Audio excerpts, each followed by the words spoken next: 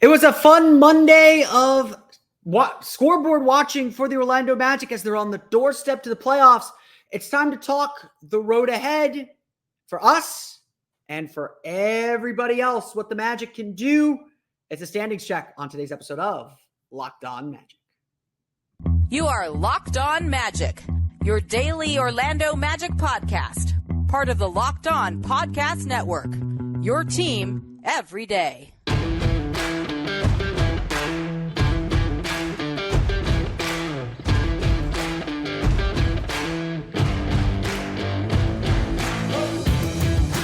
And you are indeed Locked On Magic. Today is March 19th, 2024. My name is Philip Rossman-Reich. I'm the expert and site editor over at OrlandoMagicDaily.com. Because you can, of course, follow me on Twitter at PhilipRR_OMD. On today's episode of Locked On Magic, we're going to go through the rest of the schedule. The Orlando Magic officially one game away from clinching their spot in the play-in tournament. We'll celebrate that hopefully on tomorrow's episode of Locked On Magic. We'll talk about some perspective there. But today we're going to scoreboard watch and look ahead what the Magic have on their road to the playoffs and what everyone else has too. We'll talk about schedules coming up here in just a moment. But first, we want to thank you again for making Locked On Magic part of your day every day, no matter when you listen to us, whether it's first thing in the morning, whether it's right when we upload. We truly appreciate you making Locked On Magic part of your day every day. Remember, this great Locked On podcast covering every single team in the NBA. Just search for Locked On and the team you're looking for, the Locked On Podcast Network. It's your team every day. Today's episode of Locked On Magic is brought to you by LinkedIn. LinkedIn Jobs helps you find the qualified candidates you want to talk to faster. Post your job for free at linkedin.com/LockedOnNBA. That's linkedin.com/LockedOnNBA to post your job for free. Terms and conditions apply. So today we're going to go standings heavy. We're going to go schedule heavy. We're going to talk about the road ahead. And as always, before we talk about any of this stuff, I do think we have to start with this important statement. The Magic very much control their own destiny. As much fun as it was Monday night to watch all the games, and there were some big ones. Cleveland played Indiana. Philadelphia played Miami, and then New York was out west playing Golden State. As important and as much fun as watching other teams play was, at the end of the day, the Magic control their own destiny. Standings-wise, yes, they are a half game behind the Knicks. The Knicks do have a game in hand. So the Magic are one game behind in the loss column. They both have 40 wins. The Knicks will play an extra game somewhere the rest of the way. Actually, no, they won't. My standings have not updated themselves yet. The Knicks are a game ahead of the Magic with 41 wins. So in that sense, the Magic do not control their own destiny. They need New York to lose one more game. But I still would say, in essence, if Orlando takes care of their business, if they win their games, they do what they're supposed to do. They're 8-2 in their last 10 games. If the Magic win the games that they're supposed to win and put themselves in that position, none of this stuff matters. None of what we're going to talk about for the majority of this episode is going to matter if the Magic just take care of their business. So any place you have to starts with the Magic. Everything starts with the Magic. And the Magic schedule still sets up really, really well. Now, I will grant you, we've been living in a fantasy land ever since the All-Star break ended. The Magic have played a relatively easy schedule. We knew even before the season began that the Magic were set up to have a strong push at the end of the season. I remember sitting here in August saying, get me to the All-Star break, and the Magic will take off from there. The Magic play 9 of their final 14 games at home. 7 of those come next during this 8-game homestand. The Magic officially do now have the 15th hardest schedule in the league, a .492 win percentage. And a lot of that starts Thursday. I don't want to overlook Charlotte. Magic play the Charlotte Hornets on Tuesday. Magic have done really, really well against these teams under 500. What we want to know about this Magic team and what's going to frankly differentiate whether they play in that 4-5 game, whether they can compete for home court advantage, whether they get the 4 seed, because New York plays Denver on Thursday. So that's, New York's had a very successful road trip. Not going to take anything away from them. They play Denver on Thursday to close the road trip out. There's an opportunity there to make up that game that the Magic need to tie the Knicks and control their own destiny again. But the Magic's road is not easy anymore. We've talked about this homestand. They play Charlotte tonight, Tuesday night. They'll play New Orleans on Thursday as the start of 4 games against Western Conference postseason teams. They play New Orleans on Thursday, Sacramento on Saturday, Golden State next Wednesday, and then close this stretch out against the Clippers on next Friday, 1 week from Friday. They close out the homestand with Memphis on a back-to-back Saturday, home back-to-back. Magic have won two of their 4 wins with 0 days rest on the second night of back-to-backs have come on home back-to-backs. And then they close the homestand next Monday, again, or April 2nd or 1st, April 1st, I believe, against the Portland Trailblazers.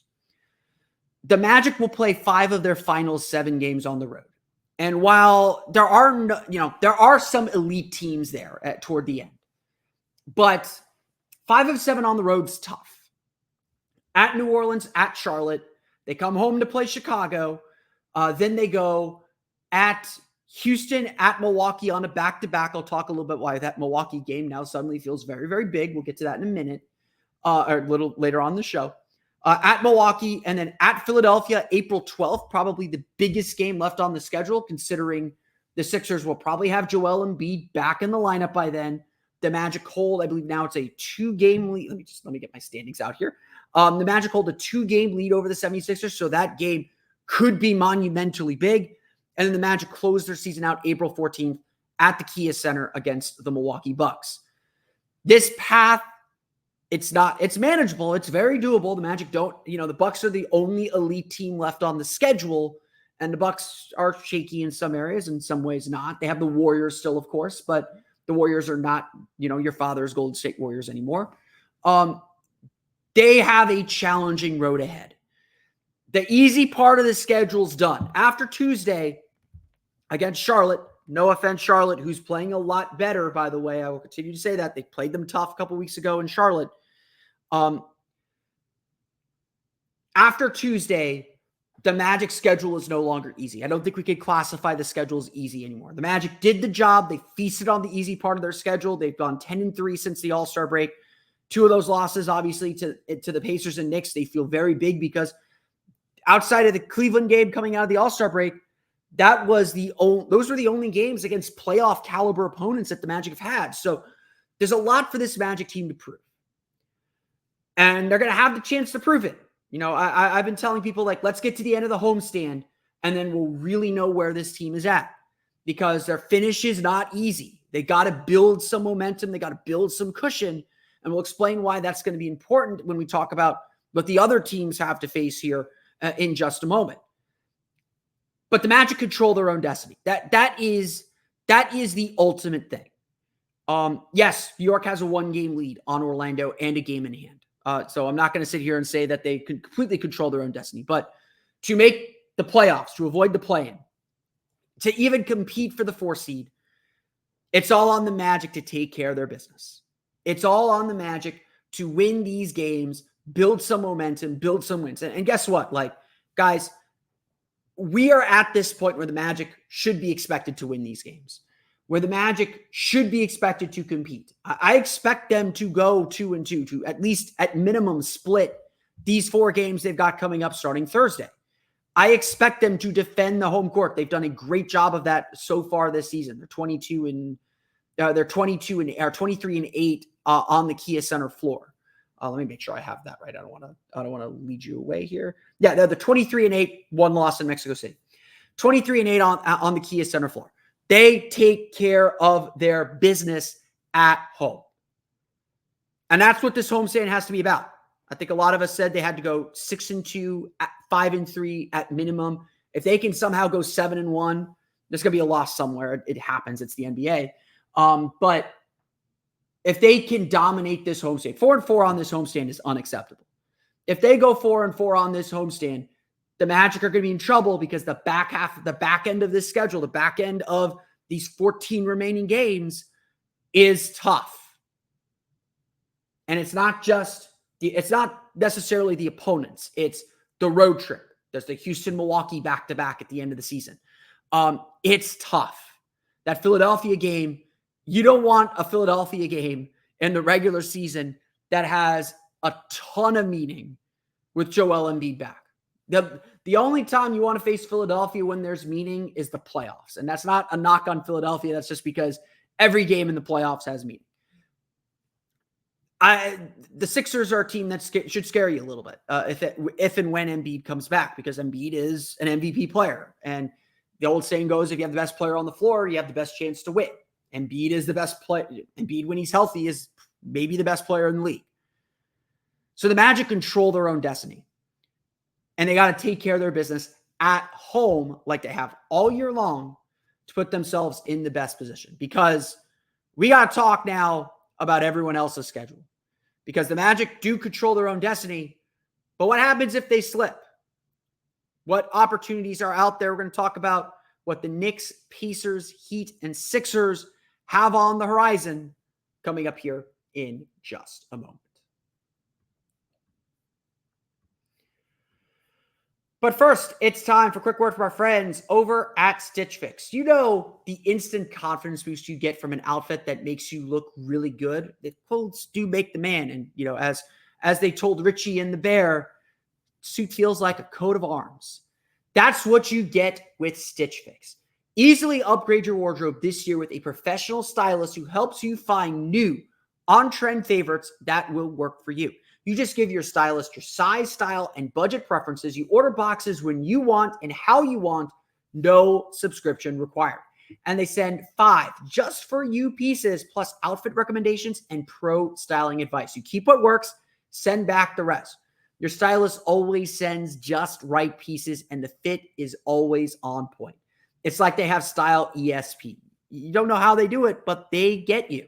Stitch Fix makes it all so easy. Nobody likes to shop, and they save you that time and effort. Plus, you get outfits that make you look and feel really good. And if you don't love something, just send it back. Shipping, returns, and exchanges are always free. Style that makes you feel as good as you look. Get started today at stitchfix.com/lockedon. That's stitchfix.com/lockedon. stitchfix.com/lockedon.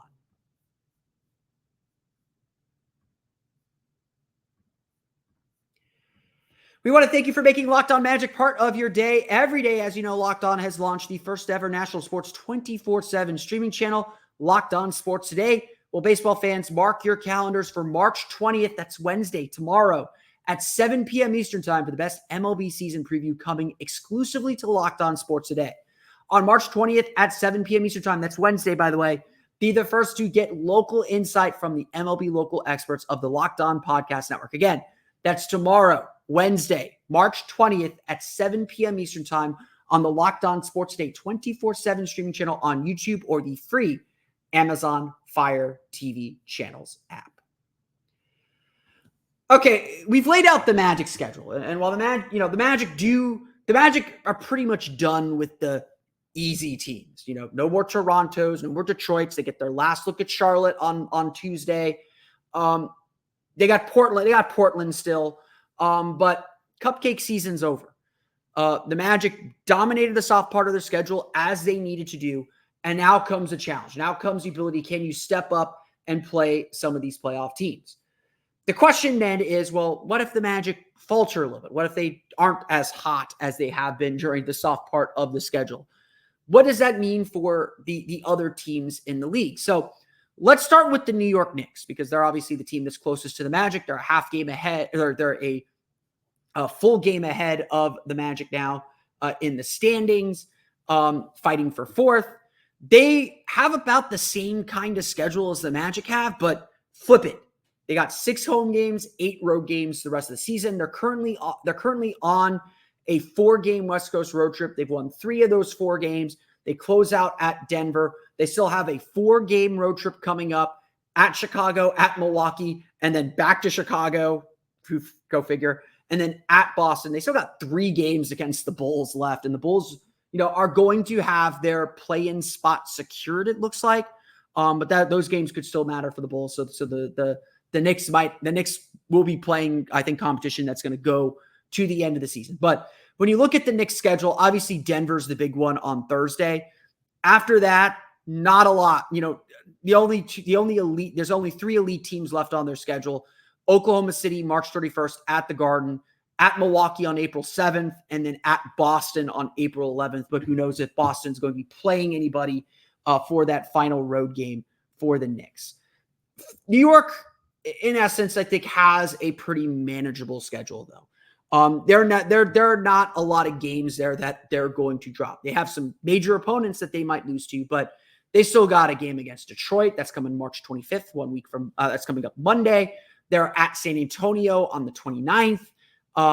They got 2 more games against Brooklyn.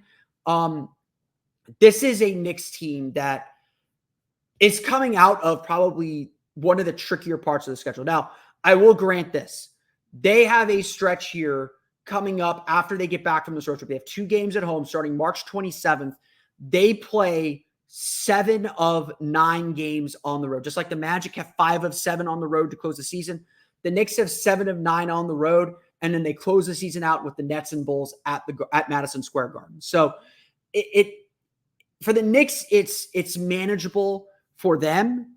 But there are road games, and New York's been really tough on the road. I mean, I think this West Coast road trip is proving how tough that team is on the road. OG Anunoby didn't play on Monday.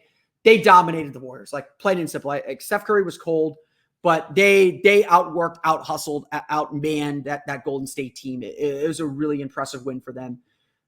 I would say the Knicks are probably going to finish 4th. I do think I think the Magic could be in that race, but the way Orlando's schedule sets up, they've got to be tied maybe ahead of New York by the time this road trip, or by the time this homestand ends. Because it's not that I don't trust the Magic on the road, but their road home is much more difficult than New York's. Now, both of these teams are going to be on the road virtually at the same time. By the time we get to that 5 and 7 stretch, the Knicks will have 5 of their next 6 on the road starting April 2nd. So the Knicks are in Miami on April 2nd. The Magic will be in New Orleans on April 3rd. So their schedules are kind of off kilter, which is nice because we get to watch each other play. But New York, I think, has a fairly favorable schedule. I mean, again, one of their tougher games is coming up Thursday. They're going to have some pretty clear, not clear sailing. They got some tough games, but Oklahoma City, Miami, Sacramento, Milwaukee, Boston, those are their tough games. Everything else are the kind of teams that the Magic have been feasting on here for a little while. So I think that the Knicks definitely do still have the inside track for 4.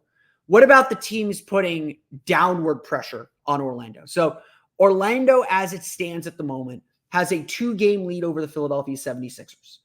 Sixers are 38-30. They're 2 games up on Philadelphia, 2.5 up on Indiana, 3 up on Miami. That's all really good news for Orlando. Indiana, Philadelphia, their schedule is actually their schedule comes out as in the top half, but not median of the league. Their schedule is tough because they still have 9 more road games. The Philadelphia 76ers are hoping that Joel Embiid is back in early April, it sounds like. So bet on Joel Embiid playing that game against the Magic toward the end of the season. That game now looks monumentally big for both teams. Just going to put that out there. The Sixers have gone 9-13 since Embiid's injury. That is why they've sunk down the standings, and they've had a lot of rough stretches. But Philadelphia starts a 4-game, 7-day West Coast road trip Wednesday in Phoenix. So they play Phoenix, they play the Los Angeles Doubles, so they play the Lakers and the Clippers. And they actually still have both of their games left against the Clippers. They play March 27th at home when they get back from the West Coast road trip. So 2 very quick succession games. And then they actually they don't get 2 games at home.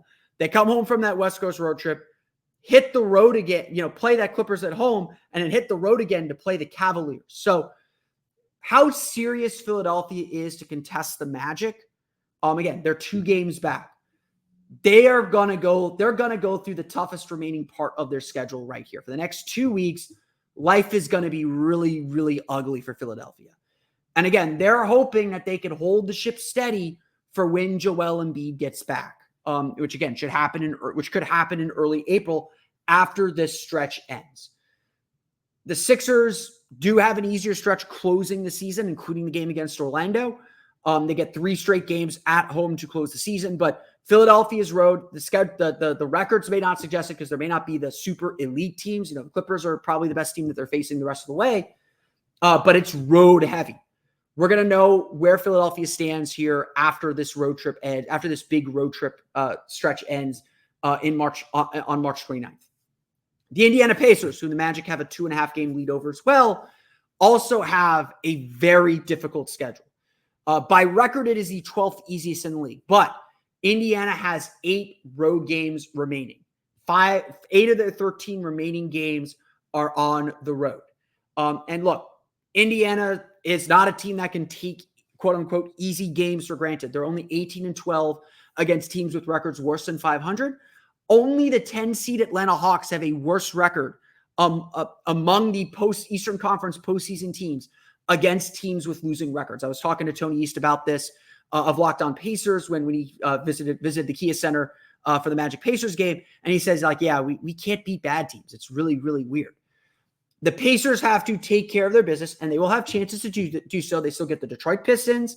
They get 2 games against the Brooklyn Nets. They have a game against the Toronto Raptors still on the schedule. But they're about to take one of the weirdest road trips I think I've ever seen, okay? Listen to this road trip. This is an NCAA tournament road trip. The NCAA tournament moving into Gainbridge Fieldhouse here starting tomorrow, starting Tuesday. They start the road trip Wednesday in Detroit. Okay, fairly easy road trip. Then they go west to take on the Golden State Warriors, the Los Angeles Lakers, and the LA Clippers. So you get the LA double. That's nice. And then they come back east to face the Chicago Bulls on March 27th. That is a weird road trip. And the Magic do this sometimes where they'll go out west and then make a pit stop in like Minnesota or San Antonio or, sometimes Indiana, where they do that one pit stop after a West Coast road trip. Those games are always hard. So March 27th against Chicago, that is a game to circle as one where the travel bug might get Indiana and might cost them. That is a bad trip. I look at that and look, a lot of the rest of Indiana's schedule might be more manageable. They still have the Oklahoma City Thunder on their schedule, and they still have the Miami Heat as well. I look at that schedule, and I am not as concerned about Indiana catching Orlando. Again, Orlando has a 2.5 game lead on the Indiana Pacers for their spot in the playoffs. I'm more concerned about Philadelphia. But like I said, the Magic got their homestand continuing. April 1st, we'll probably do this again on April 1st. I think April 1st will be the good day to kind of reset where they are because Philadelphia is going to be done with their big road stretch. Indiana's going to be done with their big road stretch. Orlando will be getting set to do their big road stretch. Orlando needs to run up the score. If we're going to talk about it this way, if we're going to Steve Kornacki this, got to run up the totals here. We got to run up the totals on Philadelphia and Indiana during this home stretch because the schedule always comes back around. So Indiana and Philadelphia are going to get a lot more home games closer to the end of the season. Orlando's got all their home games now. That's why Orlando has to put some distance between themselves and Philadelphia right now. However, there's one team that I am a little bit concerned about catching, the Orlando Magic. And there's actually a few teams I think the Magic might be able to catch as well. We'll get to the rest of the schedules coming up here in just a moment.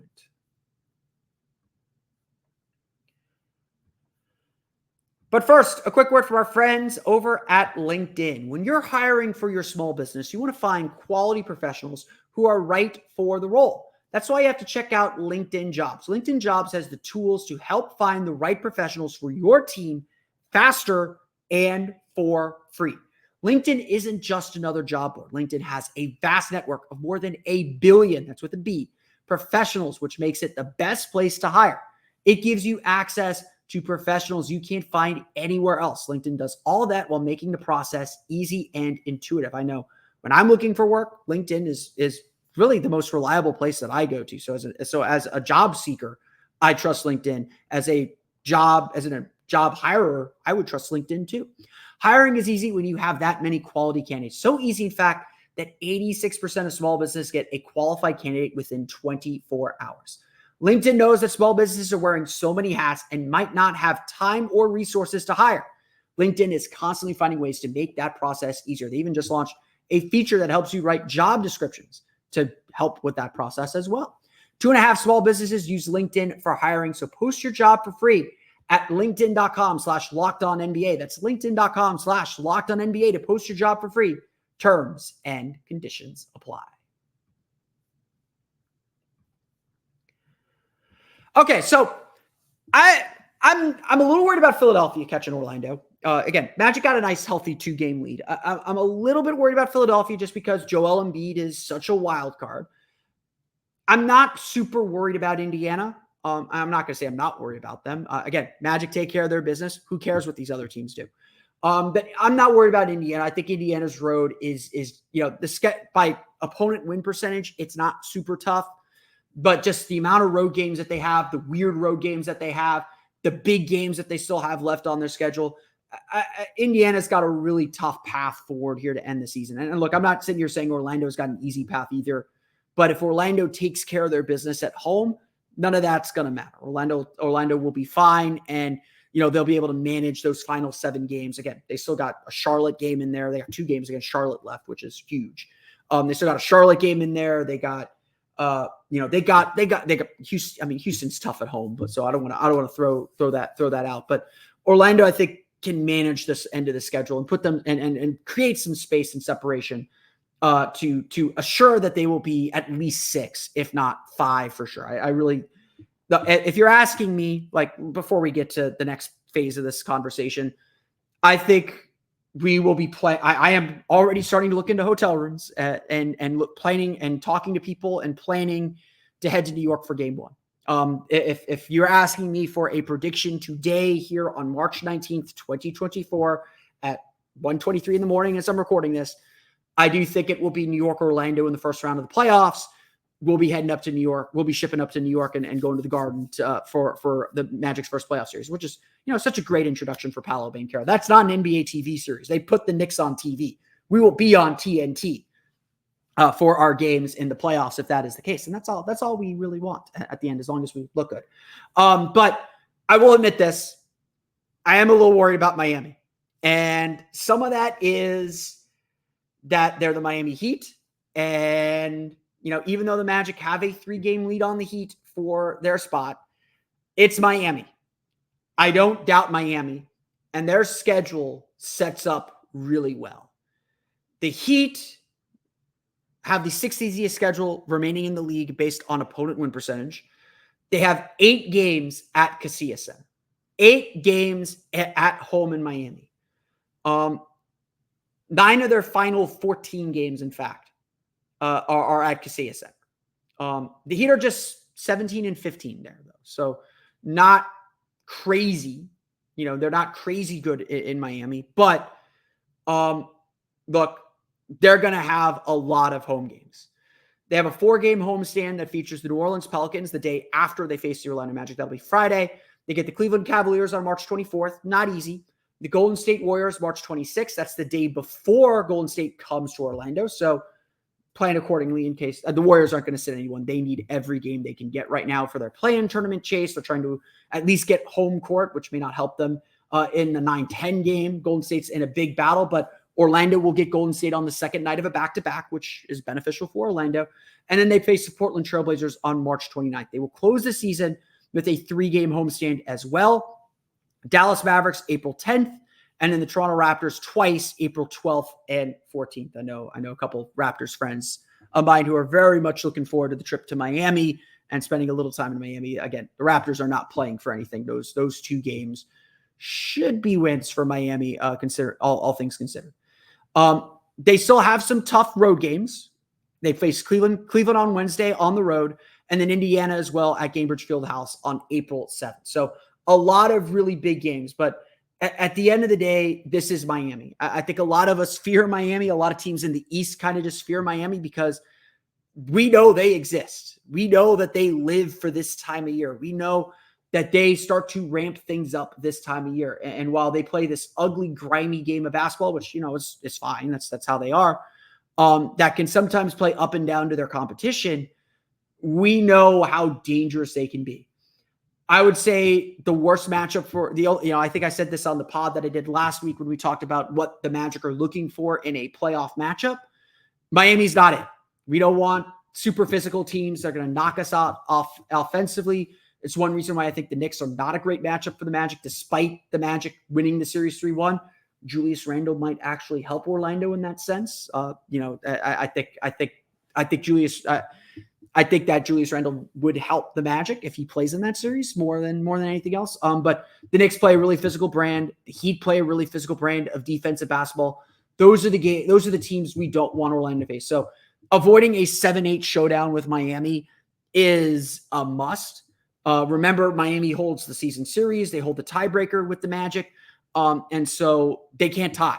So Orlando does have a healthy 3-game lead. That's a good thing. We're not going to sit here and be super worried, but I do think Miami having a lot of home games, frankly, a lot of manageable games, is a benefit for them and a reason to be a little bit afraid. Of the teams trailing Orlando right now, Miami is the one I am most worried about because they will go on a little bit of it. They could go on a little bit of a tear. They've been really inconsistent this year, no doubt about it. But they could go on a little bit of a tear and put a lot of pressure on Orlando, especially as all these other teams, like I mentioned, Indiana, Philadelphia, have really difficult finishes to their season. Orlando has a very difficult finish to their season. It feels like, Orlando has to bank their wins now because the end's going to be tough. Philadelphia and Indiana, they're going to go through their tough stretch now, and then they're going to start to build some momentum toward the end of the season. But I think Miami is a team that their schedule is super balanced. They're going to be putting constant pressure. It would not surprise me if it's Philadelphia, Indiana in the 7-8 game. Miami gets the 6, Orlando gets the 5. And if, frankly, we're sweating that last game against Milwaukee and the Magic need to get that game against Milwaukee to ensure that they're in that 4-5 matchup or something like that. I will mention this, though, and I think it's worth mentioning. But, guys, Orlando is as close to Cleveland at 3 as they are to Miami at 8. And so something we do have to at least tangentially talk about is whether Orlando can catch Cleveland. And like with everything else, I think we're going to reassess where the Magic are at on April 1st. I think when we get to April 1st, we're going to exhale a little bit before the Magic go out on the road and assess where they are in the standings. I don't think they're catching Cleveland. Cleveland, if you look at their schedule, and I do have it up, this will all go up in an article on Orlando Magic Daily. Cleveland's got the 13th easiest schedule by opponent win percentage. They've got 2 games against Miami. They've got 6 home games versus 8 road games. They've got a 5-game West Coast road trip that comes very late in the season. Again, Cleveland's kind of like Orlando. They got to build their wins now because they go to Denver on March 31st. They get the LA double April 6th and 7th. That road trip late, very, very late in the season. I think they go on that road trip and then they have their final 2 or 3 games at home. So remember when Orlando went out west the second game of the season, Cleveland's kind of got the opposite of that. So again, that Orlando is not going to be able to make up ground consistently during that stretch because they're going through their road team. So I don't think Orlando is going to catch Cleveland, but it is worth noting that Orlando is not too far from Cleveland or Milwaukee at 2. Milwaukee's 3.5 games up on Orlando. They've got 8 home games left, including the game against Orlando and 2 games against the Magic. So if you want to get technical here, and Milwaukee is a really hard finish because they still got both the games against the Thunder and 2 games against Celtics. If the Magic somehow sweep those 2 remaining games against Milwaukee, April 10th in Milwaukee, which they will not win because that's a crazy back-to-back, and the finale in Orlando, the Magic just have to find 2 more games somewhere to make up ground. And again, they play Oklahoma City twice. They play Boston twice. The Magic might be able to catch Milwaukee. I don't think they will because the Bucks have so many games at 5-star form, and the Bucks they're playing for a championship. They're not concerned what the peasants are up to. But it's possible. The schedule does set up a little bit for them to do that. But like I said, at the end of the day, it's all about right now what the Magic do. As much fun as it is to scoreboard watch and look at some of these other teams, it's about what the Magic do. If the Magic take care of their business, they got 14 games left. If they go 9-5, they're going to be fine for the 5 seed. They might have to go 10-4 to catch New York, to beat New York. But as long as they're 8-6, 9-5, they're going to be fine. If they finish the season 500, and there's no reason to think they won't do that, they will be in the playoffs. The problem is our ambitions are no longer the playoffs. Like, again, we're going to celebrate hopefully tomorrow that the Magic have clinched a play-in spot. I'm going to note that. I'm going to unfurl the mission accomplished banner because mission 83 was my goal for the season. Magic are going to accomplish that. It's just a matter of time. But our goal is no longer that. Our goal is to make the playoffs. And frankly, our goal is to be in the 4-5 game. Like, it would be fun to get home court advantage. I'm not going to hate that. But to maintain their position, close the season out the right way, instead of limping into the end of the season, that's got to be the goal for the team over these final 14 games. And it's very achievable. And the schedule certainly sets up for them to do that. I want to thank you all again for listening to today's episode of Locked On Magic. Of course, find me on Twitter at @PhilipRR_OMD. Subscribe to the podcast, Apple Podcasts, Stitcher, TuneIn, Himalaya, Google Play, Spotify, Odyssey, and all the fun places on podcasts to your podcast-enabled listening device. For the latest on the Orlando Magic, be sure to check out OrlandoMagicDaily.com. You can find us there on Twitter at OMagicDaily. And also be sure to check out my Patreon page, the Orlando Magic Hub, to get extra content on the Orlando Magic. You can find that at patreon.com/Orlando Magic Hub. Now that you're done listening to us, be sure to check out the Locked On Sports Today 24/7 streaming channel. You can find that on YouTube as well as on Amazon Fire TV and the free Fire TV channels app. Locked On Sports Today is here for you 24/7, covering the top sports stories of the day with the local experts of Locked On, plus our national shows covering every league. Find Locked On Sports Today now available on the free Fire TV channels app. That's going to do it for me today, though. I want to thank you all again for listening to today's episode of Locked On Magic. As always, go Knights, charge on, beat the Bulls, and we'll see you at the Kia Center for a complete recap of the Magic's game against Charlotte Hornets on tomorrow's episode of Locked On Magic. Hopefully it will be a celebratory episode, even if it's just a small celebration. We're going to celebrate the small things, but we'll get to that hopefully on tomorrow's episode of Locked On Magic. For Orlando Magic Daily and Locked On Magic, this has been Philip Rossman-Reich. We'll see you all again next time for another episode of Locked On Magic.